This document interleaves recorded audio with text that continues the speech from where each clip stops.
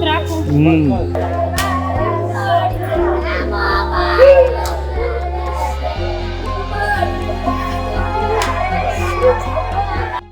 આ કરુણ દ્રશ્યો છે ખેડાના મૂળજ ગામના, જ્યાં 12 વર્ષનો મયુરસિંહ ચૌહાણ એક સિંહનો શિકાર બને છે. ત્યારબાદ આજે સવારે 10 વાગ્યા આસપાસ તેમની અંતિમ યાત્રા નીકળી હતી. ગઈકાલે 11 જુલાઈએ મયુરસિંહ તેના કાકાનો હાથ પકડીને 5:45 ની આસપાસ ગિરનારની સીડીઓ ચડી રહ્યો હતો. હજી તો 50 સીડી ચડ્યા હતા અને ત્યાં એક સિંહ અંધારાનો લાભ લઈ આવે છે, તેની પર તરાપ મારે છે અને તેનો શિકાર કરે છે. સીડીથી 100 મીટરના અંદરમાં જ મયુરસિંહના અવશેષો મળે છે. બાકીના અવશેષો આ સિંહની ઉલટીમાંથી પ્રાપ્ત થાય છે. આ સિંહ અને તેની સાથે રહેલા બીજા 2 સિંહો જે પાછડા હતા તેમને અત્યારે સક્કરબાગ ઝૂમાં મોકલી દેવામાં આવ્યા છે અને બીજી તરફ મયુરસિંહની જે દેહ હતો તેમને અત્યારે તેમના ગામ લઈને આવ્યા હતા. ત્યારથી જ ગામમાં કંઈક આવા દ્રશ્યો જોવા મળ્યા.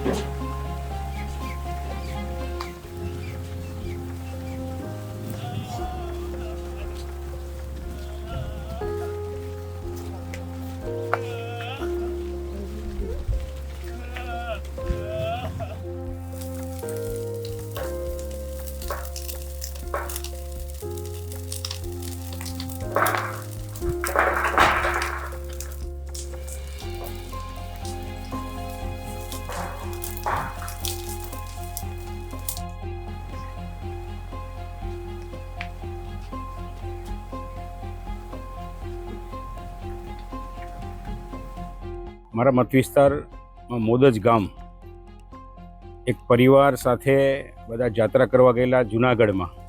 આ મયુર નામનો બાળક પણ પરિવાર સાથે જુનાગઢની તળેટીમાં પગથિયા ઉપર મંડાણ જ્યારે કર્યું ત્યારે જ એના કાકાના હાથમાંથી જ આ સિંહે એનું મારણ કર્યું છે અને બાળકનું મૃત્યુ થયું છે.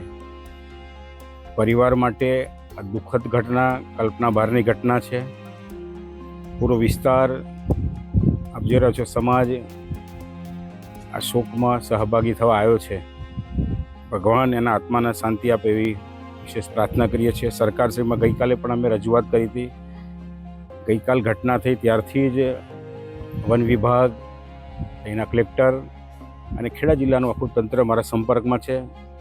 હજુ પણ જે પણ નાણાકીય સહાય થાય, દીકરો તો ગુમાયો છે, પણ સરકારમાંથી જે સહાય થાય એનો અમે પૂરો પ્રયત્ન કરીશું. ફરી એકવાર સદગત આત્મા માટે પ્રાર્થના કરીએ છીએ. આખી ઘટનામાં પરિવારે પોતાનો એકનો એક દીકરો ગુમાવ્યો છે. અમદાવાદના ધારાસભ્ય પણ આ પ્રસંગે હાજર રહ્યા હતા. આ જે દુઃખદ પ્રસંગ હતો તેમાં તેઓ પણ આ પરિવાર સાથે તેમના સહભાગી બન્યા હતા. સાથે સાથે સરકારે તેમને 10 લાખ રૂપિયાનું જે છે તે વળતર આપવાનો જે છે નિર્ણય કર્યો છે. સામાન્ય રીતે જ્યારે પણ આવી કોઈ ઘટના બનતી હોય છે ત્યારે 10 લાખ રૂપિયા વળતર તરીકે આપવામાં આવે છે, પરંતુ પરિવાર માટે આ 10 લાખ કરતાં પણ વધારે કિંમતી એવો એક દીકરો તેમણે ગુમાવી દીધો છે. ત્રણેય સિંહોને અત્યારે ઝૂમાં મોકલી આપવામાં આવે છે. તેમની અત્યારે જે છે તે તેમની ઉપર નજર રાખવામાં આવી રહી છે, તેમના વર્તન પર નજર રાખવામાં આવી રહી છે.